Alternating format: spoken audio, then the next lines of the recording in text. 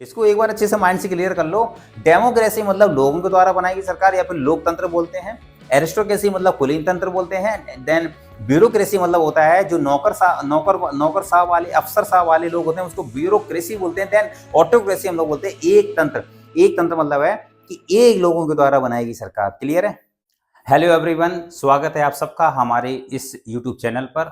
और पिछली वीडियो में हम लोगों ने वन वर्ड के कुछ टॉपिक जो है वो तैयार किए हुए थे, लेकिन आज की इस वीडियो में हम लोग वन वर्ड की और सीरीज को अच्छे से कंप्लीट करने वाले हैं। ठीक है, तो चलिए शुरू करते हैं next session.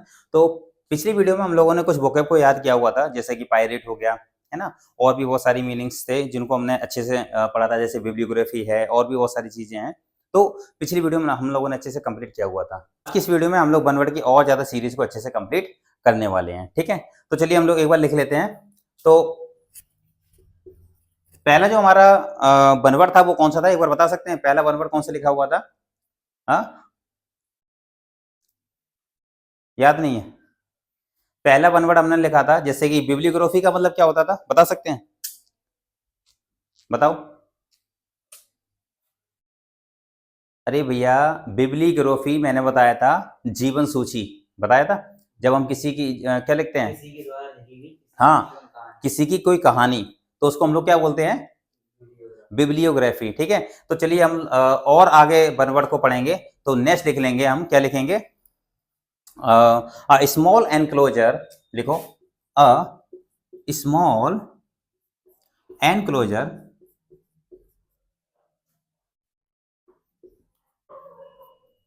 For cattle sheep, लिखो। For cattle sheep poultry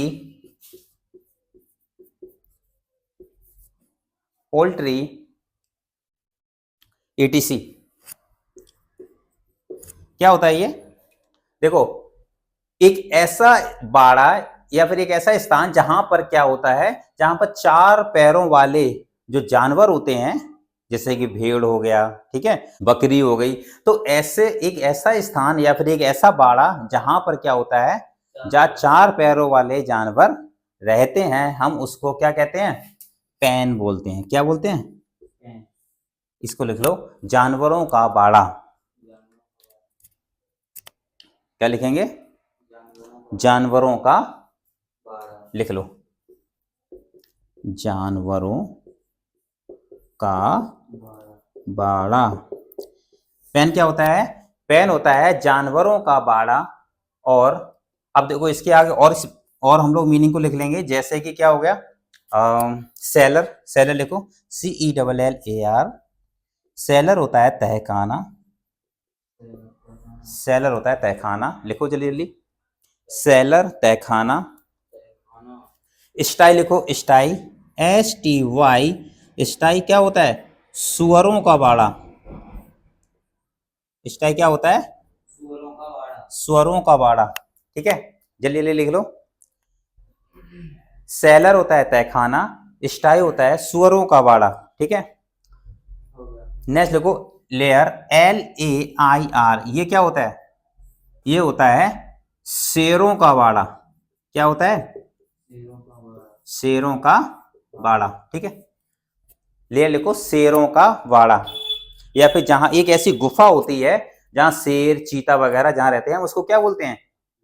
layer. ठीक है, तो इतना क्लियर हुआ। एक ऐसा स्थान, वो क्या कह रहा है, ध्यान से देखो इधर, वो क्या कह रहा है? अ स्मॉल एनक्लोजर फॉर, मतलब एक चार पैरों वाले एक ऐसे जानवर, चाहे वो भेड़ है या कुछ भी हो सकता है, देन कॉल्ड पोल्ट्री ETC, जहां पर उनका जो बाड़ा होता है, जहां पर उनका जो स्थान होता है, हम उसको क्या कहते हैं?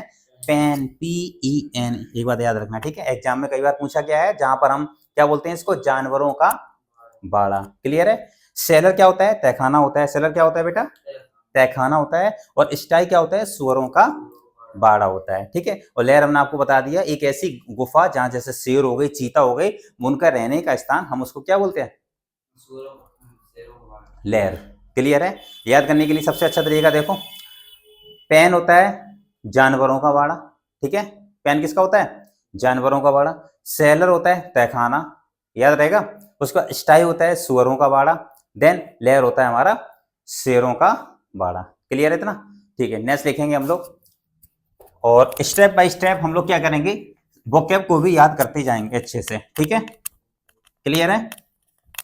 और जितना जो पुराना पढ़ा दिया है उसको अच्छे से रिवाइज भी करना है। ठीक है, ताकि क्या है कि जैसे अगर हम बहुत सारी ये मीनिंग हो जाएंगी तो फिर अगर हम रिपीट नहीं करेंगे तो भूल भी सकते हैं वो सारी मीनिंग को। ठीक है, तो नेक्स्ट लिखो एक बार, to cause, CAUSE, to cause,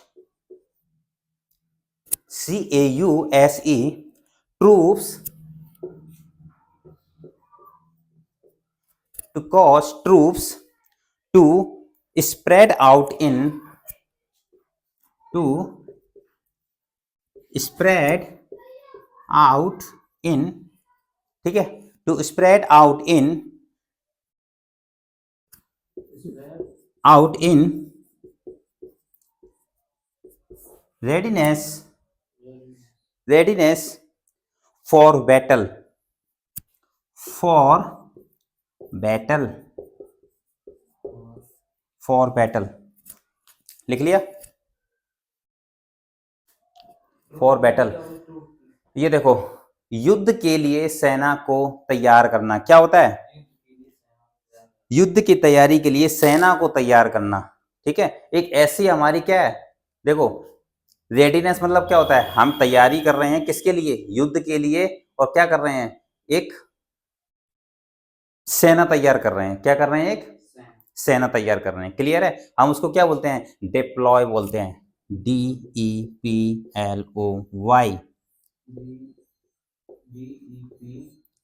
लिख लो, डिप्लॉय होता है DEPLOY, सेना, लिखो सेना, डिप्लॉय। अलाइन लिखो, नेक्स्ट स्पेलिंग है हमारी अलाइन, ALIGN, अलाइन होता है क्या, पंक्तिबद्ध होना, पंक्तिबद्ध होना, पंक्तिबद्ध होना। अरे अलाइन से कोई चीज लगा दो, नहीं आया समझ में, कोई चीज अलाइनमेंट करते हैं हम।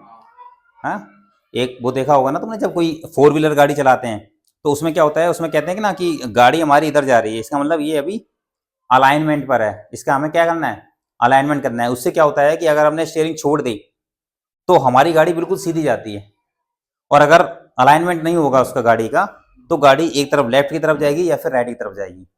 तो अलाइन का मतलब क्या किया जाता है, पंक्तिबद्ध होना, मतलब हम बिल्कुल एक सीधी सेंटर में वो चीज कर रहे हैं। क्लियर है इतना। नेक्स्ट लिख लो, कोलोकेट, COLLOCATE, COLLOCATE,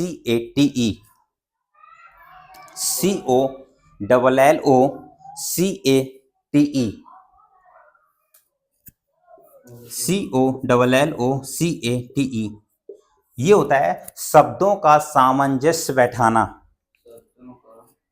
कोलोकेट होता है, देखो, शब्दों का सामंजस्य बैठाना,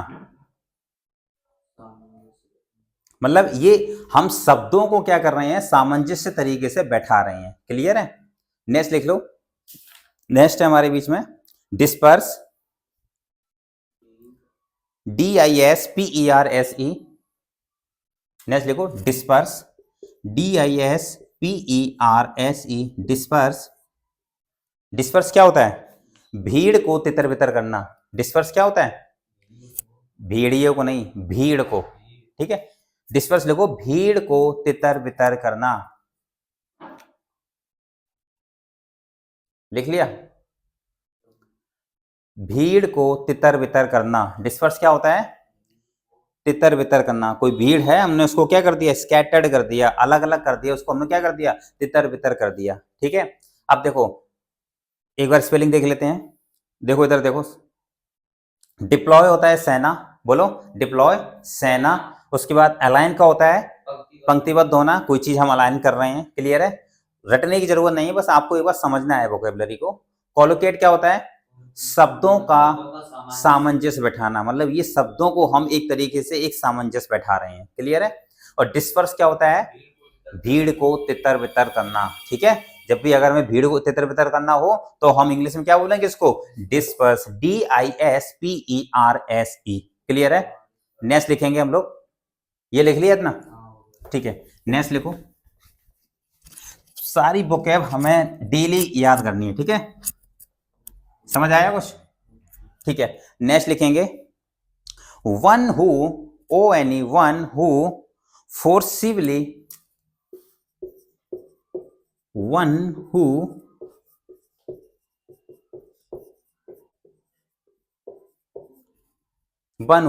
forcibly seize control of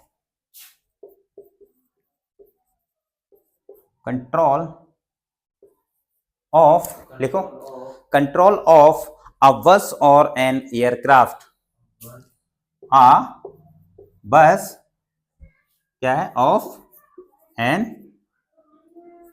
aircraft, देखो बस और एन,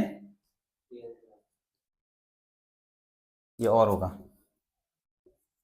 और एन एयरक्राफ्ट, क्या होगा ये, किसी भी, लिखो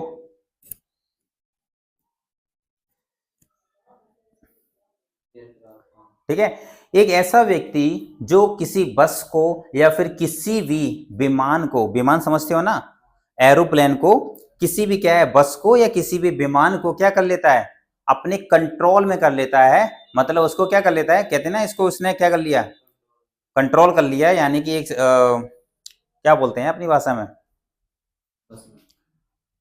अरे हाईजैक कर लेते हैं ये लोग,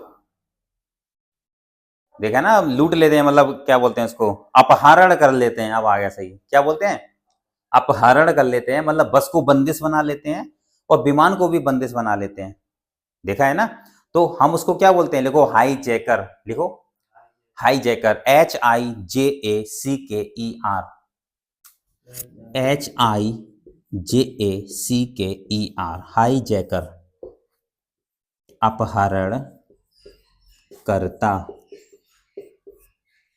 हाईजैकर कहते हैं हाईजैक कर लिया, विमान को हाईजैक कर लिया, या फिर किसी भी बस को हाईजैक कर लिया, किसी भी गाड़ी को क्या कर लिया, हाईजैक कर लिया, हम उसको हाईजैकर बोलते हैं। एक हाईजैक, इधर देखो सारे लोग, हाईजैकर का मतलब होता है अपहरण करता, जो क्या करता है, अपहरण कर लेता है, ठीक है, इतना क्लियर हुआ। नेक्स्ट लिखो इसी के आगे, नेक्स्ट स्पेलिंग है पायरेट, बताया था मैंने, बताओ पायरेट की स्पेलिंग क्या थी, गलत है, सही बताओ, पिछली वीडियो में, पिछले सेशन में हमने आपको बताया था, क्या बताया था, PIRATE, पायरेट क्या होता है, पायरेट होता है जहाजों को समुद्री चोर बोलते हैं उसे, ठीक है, एक बार घर पे जाके इसको रिवाइज भी करना है, ऐसा नहीं कि हमने क्लास में पढ़ लिया बस, अब दोबारा से अब हमें कॉपी उठानी नहीं है, ऐसा तो बिल्कुल भी नहीं करना, ठीक है, कोई भी चीज है जब तक हम उसको 3-4 बार तरीके से अच्छे से देखेंगे नहीं, पढ़ेंगे नहीं, तब तक वो चीज दिमाग में सेट नहीं होगी, ठीक है, तो पायरेट क्या होता है, समुद्री चोर, लिखो स्विंडलर, SWINDLER, नेक्स्ट लिखो SWINDLER, SWINDLER, स्विंडलर क्या होता है, धोखेबाज, लिखो, ये कौन सा धोखेबाज होता है, बता सकते हो,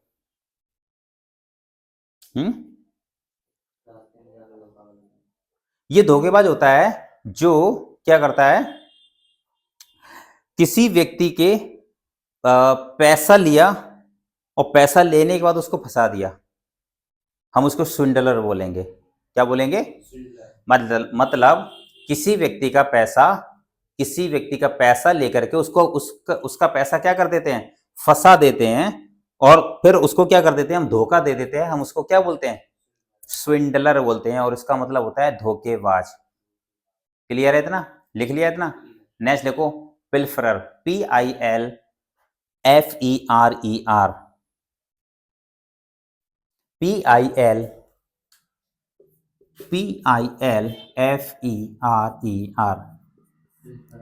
क्या होता है ये, चोर, क्या होता है ये, चोर, क्लियर है इतना।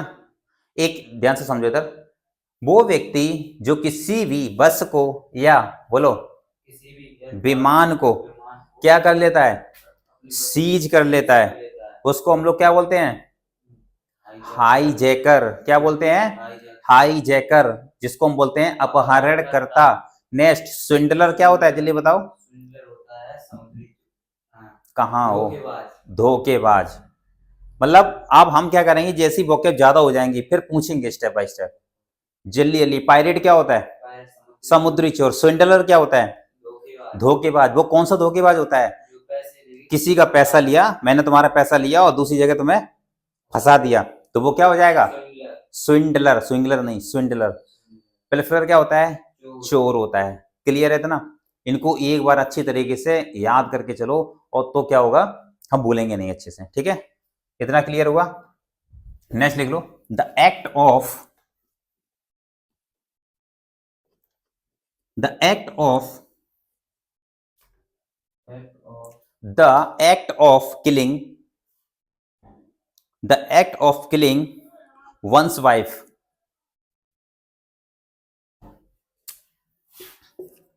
द एक्ट ऑफ, देखो इधर देखो, किलिंग वंस वाइफ, देखो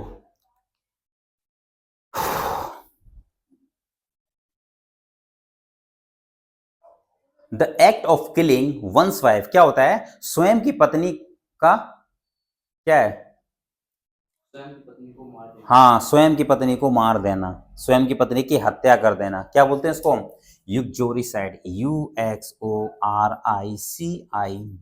युक्जोरिसाइड लिख लो। स्वयं की पत्नी को, स्वयं की पत्नी की हत्या करने का कार्य, युक्जोरिसाइड।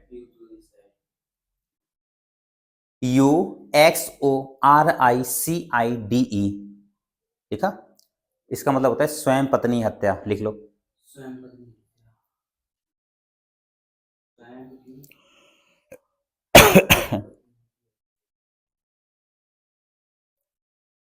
हो गया, लिखा।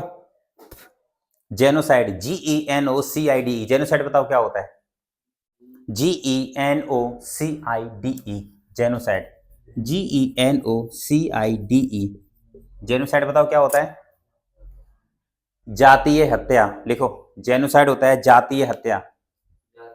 जैसे जातीय हत्या कैसे जानेंगे, हिंदू और मुसलमान की हत्या, ऐसे करते हैं ना ये लोग, हिंदू मुसलमान जो मतलब जो जाति हत्या करते हैं उसको हम क्या बोलते हैं, जेनोसाइड। क्लियर है। युक्जोरिसाइड अलग होता है, इधर देखो ध्यान से, हाँ, और जेनोसाइड जातीय हत्या। लिखो, नेक्स्ट लिखो, एविसाइड, AVICIDE, AVICIDE, क्या होता है, एबिसाइड लिखो, पक्षी हत्या। और एक होता है कैनिसाइड, CANICIDE, कैनिसाइड क्या होता है, कुत्तों की हत्या, लिख लो, कुत्तों की हत्या। और एक क्या बोला था मैंने अभी, एबिसाइड, AVICIDE, देखो इधर देखो।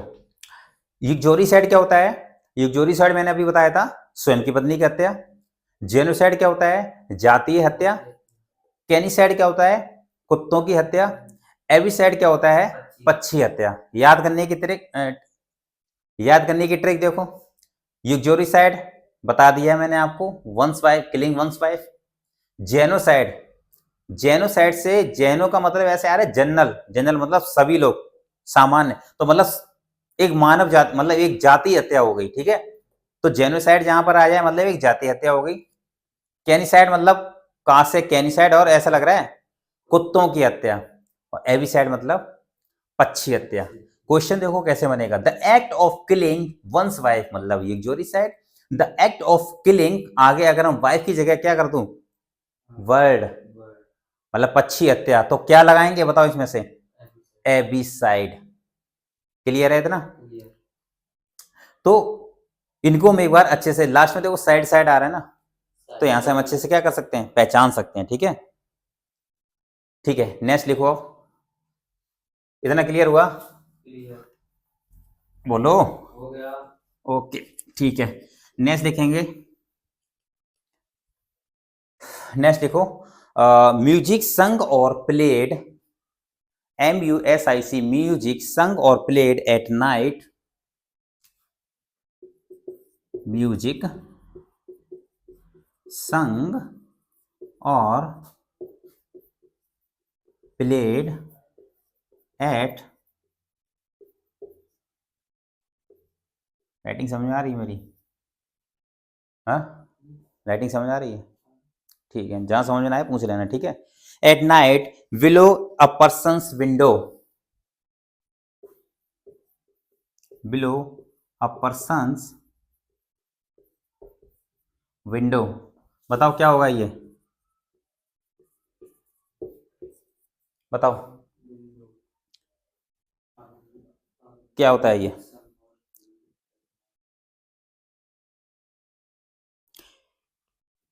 एक ऐसा गाना, ध्यान दो, से देखेंगे इधर, एक ऐसा गाना जो गाया गया कहां पर, शाम के समय में किसी व्यक्ति के खिड़की के नीचे, ऐसा लग रहा है? ये प्रेमी गीत बोलते हैं, मतलब एक प्रेमी अपनी प्रेमिका के घर के नीचे खिड़की के पास वो गाना गा रहा है, जिसको हम सांदे गीत बोलेंगे। क्या बोलेंगे? सांदे गीत, सेरेनेड, SERENADE,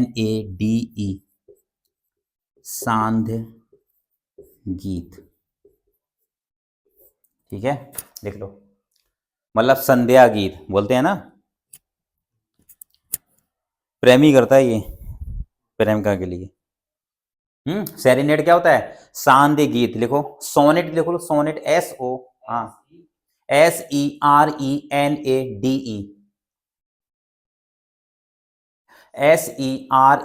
SERENADE, सेरेनेड, सांध्य गीत लिख लो या संध्या गीत। नेक्स्ट लिखो सोनेट, SONNET,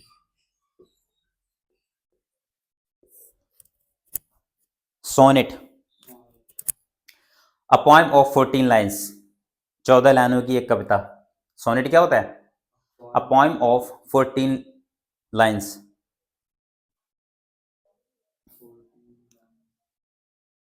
नेक्स्ट देखो लिरिक, LYRIC, लिरिक तो जानते होगे, क्या होता है?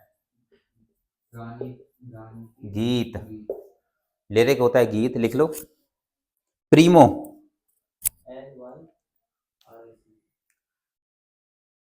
PRIMO, प्रीमो, प्रीमो बताओ, बताओ बताओ, सुना होगा ना ये?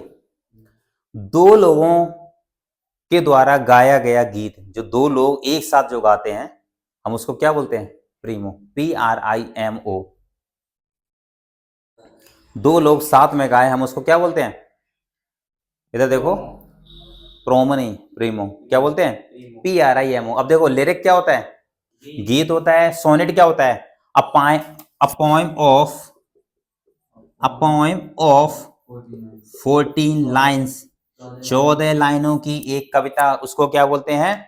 सोनेट बोलते हैं। सेरेनेड क्या होता है? सांध्य गीत, संध्या का गीत, मतलब रात के समय में, शाम के समय में, जहां पूरी रात भी ना हो और दोपहर के बाद का समय, जो सांध्य मतलब एक दिन ढलता हुआ, तो उस समय पर क्या होता है? सांध्य गीत, उस समय पर जो गाना गाया जाता है, एक प्रेमी अपने प्रेमिका के लिए गाता है, हम उसको सेरेनेड बोलते हैं। बेसिकली इसका समझने का अर्थ ये है कि ये भी एक ऐसा गीत है जिसे हम सेरेनेड बोलते हैं, वो एक सांध्य के समय में गाया जाता है, ठीक है। इसलिए बनवर्ड हमें इस तरीके से बता रहा है कि नाइट बिलो अ पर्सन्स बिलो, मतलब विंडो, कि ये व्यक्ति के खिड़की के नीचे एक इस तरीके से सेरेनेड गाया जा रहा है, गीत गाया जा रहा है, हम उसको क्या बोलते हैं?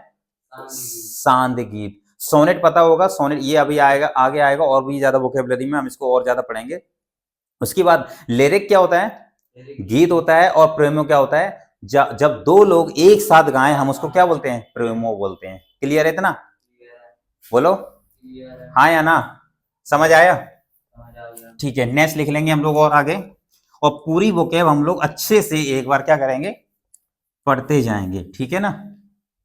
बोलो ठीक है। नेक्स्ट लिखो, a government why the nobles,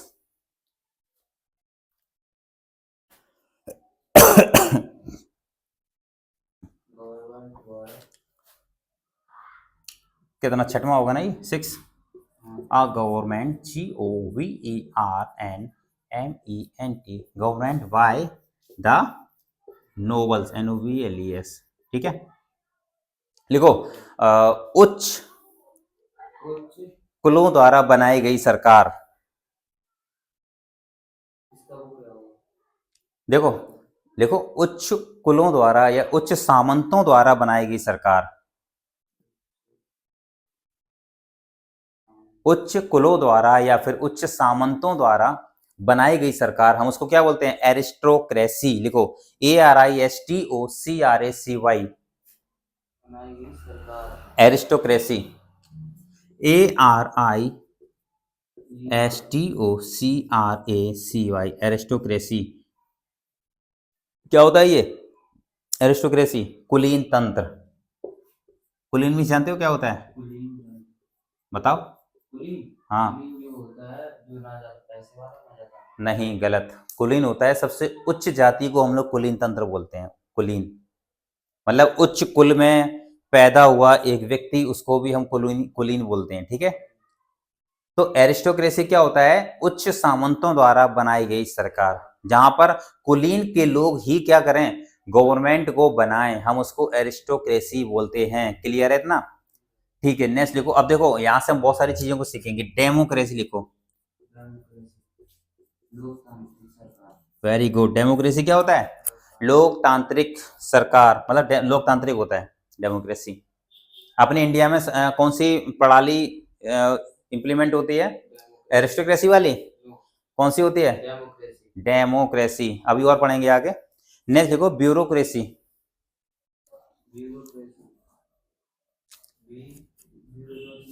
BUREAUCRACY।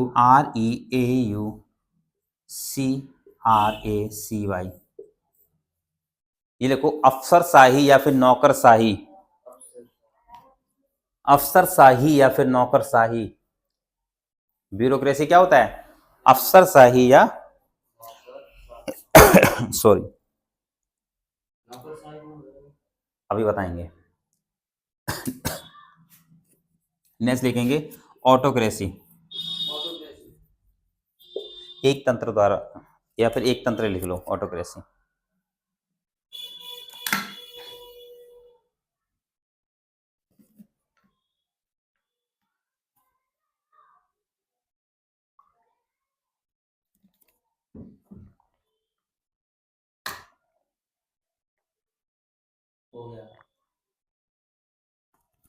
ठीक है, देखो एरिस्टोक्रेसी क्या होता है?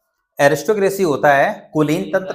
ध्यान से समझना, वो क्या कह रहा है? A government by the nobles, मतलब एक नोबल्स उच्च कुलों के द्वारा, यहाँ जाति के बारे में बात हो रही है कि एक ऊंची जाति के द्वारा जो बनाई गई सरकार है, इधर देखेंगे, उसको हम क्या बोलते हैं? एरिस्टोक्रेसी। डेमोक्रेसी लोकतांत्रिक होता है, और उसके बाद ब्यूरोक्रेसी होता है नौकरशाही, जैसे नौकर पैसा वाले लोग, या जो बहुत जैसे अंबानी जैसे पैसा वाले, नौकरशाही, अफसरशाही, इनके द्वारा जो बनाएगी सरकार, उसको हम क्या बोलते हैं? ब्यूरोक्रेसी। और ऑटोक्रेसी को हम क्या बोलते हैं? एक तंत्र द्वारा बनाएगी सरकार। ऑटो का मतलब ध्यान से समझ में आ रहा होगा। देखो एरिस्टो का मतलब होता है कुलीन, डेमोक्रेसी मतलब लोकतांत्रिक, ब्यूरोक्रेसी मतलब नौकरशाही या फिर अफसरशाही, और ऑटोक्रेसी मतलब एक तंत्र, एक लोगों के द्वारा बनाएगी सरकार। ऑटोक्रेसी मतलब एक लोगों के द्वारा, मतलब एक तंत्र, जहां पर एक तंत्र लागू है। लेकिन अपने यहां पर क्या है? डेमोक्रेसी है भैया। अपने यहां पर ऐसा नहीं है कि एक लोग ही अपनी मनमानी करे। इंडिया के अंदर क्या है? एक इंसान अपनी मनमानी नहीं कर सकता। यहाँ लोगों के द्वारा, जब हम लोग क्या है, लोकतांत्रिक का मतलब क्या होता है? लोग क्या करते हैं? सरकार को चुनते हैं। जब लोग सरकार को चुनते हैं तो उसके द्वारा सरकार बनाई जाती है, मतलब डेमोक्रेसी है। क्लियर है इतना? लेकिन जहां पर ऑटोक्रेसी हो, वहां लोग वोट नहीं डालेंगे। क्लियर है ना? वहां पर क्या होगा? वहां एक व्यक्ति कह देगा ठीक है सरकार इनकी है तो मतलब इनकी है। वहां वहां वहां लोगों के द्वारा कोई भी चीज हस्तक्षेप नहीं होगा। ठीक है, लेकिन ब्यूरोक्रेसी मतलब जो नौकरशाही, जो अफसरशाही लोग हैं, जो नौकर पैसा वाले हैं, अगर वो बोल देंगे कि सरकार ये रहेगी, दैट मीन्स सरकार वही रहेगी। Is it clear? और एरिस्टोक्रेसी मतलब कुलीन, जहां उच्च कुल के लोग हैं जो जो जातीय में उच्च कुल के लोग हैं, अगर वो ये बोल देंगे कि सरकार इनके द्वारा बनाई गई है, तो अरिस्टोक्रेसी को हम लोग बोलेंगे। इसको एक बार अच्छे से माइंड से क्लियर कर लो। डेमोक्रेसी मतलब लोगों के द्वारा बनाई गई सरकार या फिर लोकतंत्र बोलते हैं। एरिस्टोक्रेसी मतलब कुलीन तंत्र बोलते हैं। देन ब्यूरोक्रेसी मतलब होता है जो नौकर साहब वाले, अफसर साहब वाले लोग होते हैं, उसको ब्यूरोक्रेसी बोलते हैं। देन ऑटोक्रेसी हम लोग बोलते हैं एक तंत्र। एक तंत्र मतलब है कि एक लोगों के द्वारा बनाई गई सरकार। क्लियर? लेकिन अपने इंडिया में जो सबसे ज्यादा इंप्लीमेंट है वो क्या है? डेमोक्रेसी है।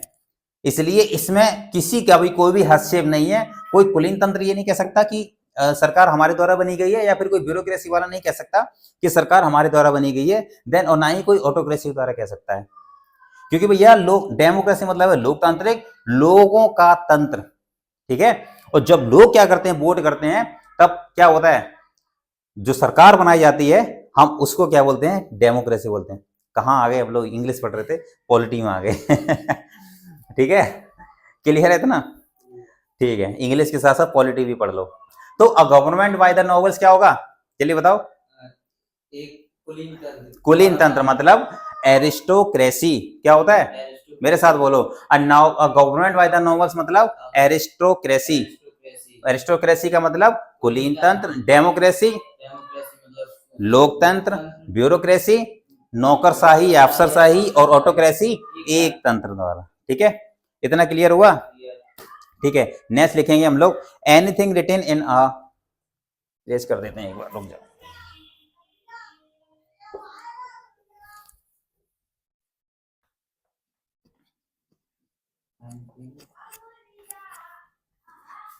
नेक्स्ट लिखो anything in a, anything written in a letter, anything written in a, anything written in a letter after it is,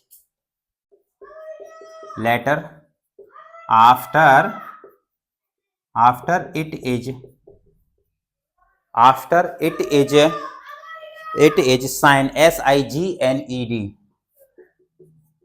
after it is sign, after it is signed,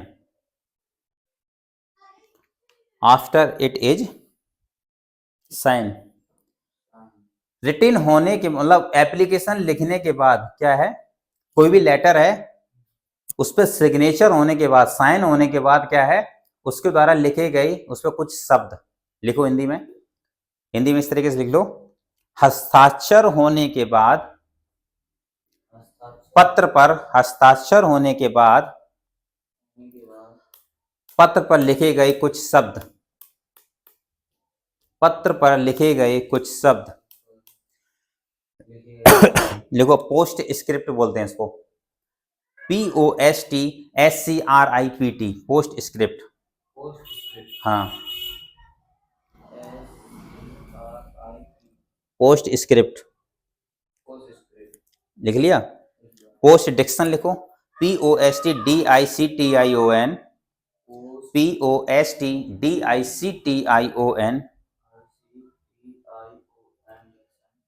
post Dickson होता है भावीय पीढ़ी, भावीय पीढ़ी। हाँ, और next लिखो corrigendum, CORRIGENDUM, CORRI। Corrigendum होता है क्या? संशोधन लिखो।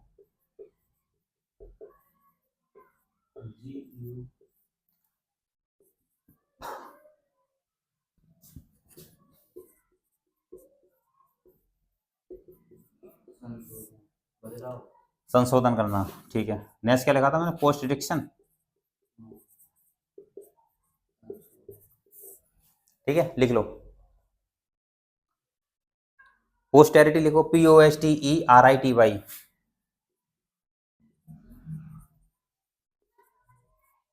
पोस्टेरिटी। POSTERITY, भविष्य में आने वाली पीढ़ी, में आने वाली पीढ़ी।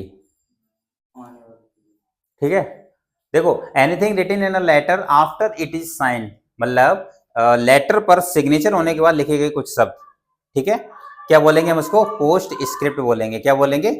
पोस्ट स्क्रिप्ट बोलेंगे। देन उसके बाद कोरिजेंडम क्या होता है, पता होगा आपको, संशोधन। किसी भी चीज में हम लोग क्या करते हैं? कोरिजेंडम करते हैं, संशोधन करते हैं। पोस्ट डिटेक्शन क्या क्या था? पोस्ट डिटेक्शन होता है। पोस्ट डिटेक्शन अभी क्या बताया था? भविष्य में आने वाली पीढ़ी, भावी पीढ़ी बोलते हैं इसको। और पोस्टेरिटी भी क्या होती है? पोस्टेरिटी भी क्या होती है? भावी है, यानी भविष्य में आने वाली पीढ़ी। ठीक है, क्लियर है? इतना इतना लिख लिया अच्छे से। और भी कुछ अगर जैसे समझ में ना आया उसमें पूछ लो। क्लियर है इतना? ठीक है, और एक और लिखते हैं हम लोग, उसके बाद ओवर करते हैं। ठीक है,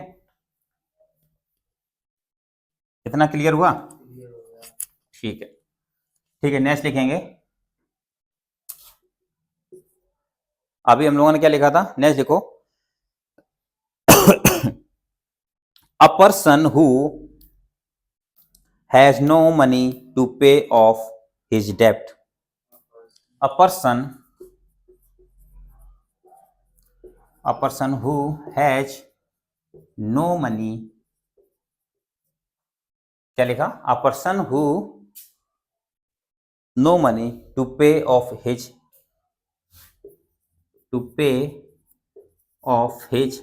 डेप्ट।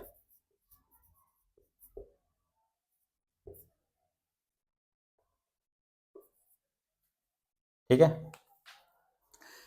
क्या है? A person who has no money to pay off his डेप्ट, मतलब एक ऐसा व्यक्ति जो अपना कर्जा ना चुका सके, उसको क्या बोलते हैं? बताओ। मतलब अपना कर्जे के लिए जो पैसे ना दे सके, हम उसको क्या बोलते हैं? किसी पर कर्जा है, अब वो अपना कर्जे के लिए अपना पैसा चुका नहीं पा रहा है, उसको क्या बोलते हैं हम? इंसॉल्वेंट, दिवालिया। सुना होगा ना? है? उसको इंसॉल्वेंट घोषित कर देते हैं। अपने इंडिया में कोई ऐसा है जो मतलब इंसॉल्वेंट घोषित हुआ है? बताओ। बिल्कुल है, विजय माल्या। उसको क्या कर दिया गया?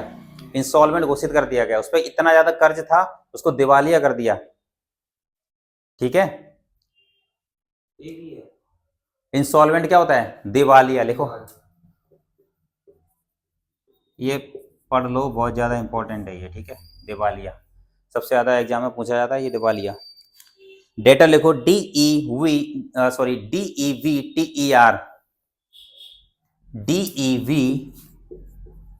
DEVTER डेटर होता है। इसको हम डेप्टर नहीं बोलेंगे, डेटर बोलेंगे। इसको बोलते हैं कर्जदार। डेटर होता है क्या? कर्जदार। हम तो भैया आपके क्या है? नहीं है, हम तो नहीं है। तुम लोग हो सकते हो, फीस नहीं दी अभी तक। ठीक है। डेटर क्या होता है? कर्जदार। नेक्स्ट लिखो, पॉपर, PAUPER, पॉपर। पॉपर बताओ क्या है? ये देखो, ये पूछेंगे हम, ठीक है, नेक्स्ट सेशन में, अगली क्लास में हम पूछेंगे हम ये। PAUPER, पॉपर क्या होता है बताओ? कंगाल। पॉपर क्या होता है? किसकी जरूरत नहीं है? क्यों जरूरत नहीं है भैया? हाँ, पढ़ लो इसे। बैगर, बैगर बता सकते हो? स्पेलिंग? भिखारी। कौन है भिखारी? जो भीख मांगता है, वो कौन होता है? भिखारी। ठीक है, a person who has no money to pay off his डेब्ट, क्या बोलेंगे इसको? एक ऐसा व्यक्ति जो क्या नहीं कर सकता? अपना कर्ज नहीं चुका सकता, उसको क्या घोषित कर दिया जाता है? या फिर वो कौन होता है? इंसॉल्वेंट। बोलो क्या होता है? इंसॉल्वेंट। उसको हम दिवालिया बोलते हैं। डेटर होता है कर्जदार, कोई किसी का कर्जदार होता है उसको डेटर बोलते हैं। पॉपर होता है कंगाल। देन भिखारी क्या होता है? बेगर क्या होता है? भिखारी होता है। क्लियर है इतना? तो ऐसी कोई मीनिंग है या फिर ऐसी कोई वर्ड है जो समझ में नहीं आया है? बताओ। क्लियर है? सारी चीजें अच्छे से क्लियर हो गई? ठीक है, तो आज के लिए हम केवल इतना रखते हैं, और नेक्स्ट वीडियो में हम लोग वन वर्ड और अच्छे से पढ़ने वाले हैं। तो हम लोग क्या है, जो आज हमारी जो बनवर्ड की सेकंड सीरीज जो हम लोगों ने पढ़ा है, और जो सेकंड क्लास हमारी आज है, तो उसमें क्या है, हम लोगों ने बहुत सारे मीनिंग जो है वो अच्छे से कवर किए हैं। ठीक है, अगले सेशन से हम लोग फिर से चालू करेंगे वन वर्ड, और बहुत सारी अच्छे से वोकेबुलरी को हम लोग अच्छे से सीखेंगे। तब तक के लिए आज के लिए इतना रखते हैं, तब तक के लिए थैंक यू सो मच।